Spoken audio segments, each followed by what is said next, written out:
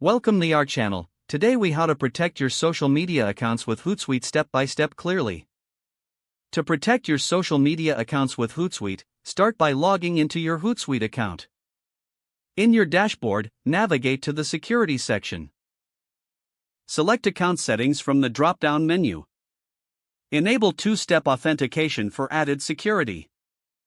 Follow the prompts to link your phone number or an authentication app. Make sure you download the Hootsuite mobile app for easy access. Next, review your connected social media accounts. Remove any accounts that you no longer use or need. For the accounts you want to keep, check their security settings directly on each platform. Change your passwords to strong, unique ones for all connected accounts. Update your passwords in Hootsuite using the Manage Social Networks option. Enable account recovery options on each social media platform. This may include setting security questions or linking to a recovery email. Regularly update your passwords to ensure maximum security. Use Hootsuite to monitor account activity for unauthorized access.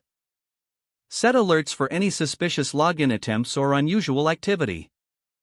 Encourage team members to use secure passwords and to follow best practices. Consider using Hootsuite's security features to limit user access. Regularly review permissions for team members connected to your accounts. Evaluate third-party apps connected to your social media accounts. Revoke access to any apps that seem suspicious or that you no longer use. Finally, familiarize yourself with Hootsuite's customer support resources. This will help you resolve potential security issues quickly. By following these steps, you enhance the security of your social media accounts effectively. If the page does not load, refresh the browser or try again in a private or incognito window. Make sure you are using the correct email address, then retype it carefully to avoid small typos. If your password is not accepted, use the reset option and create a new strong password you can remember. Check your spam folder for verification or security emails, then complete any requested confirmation steps.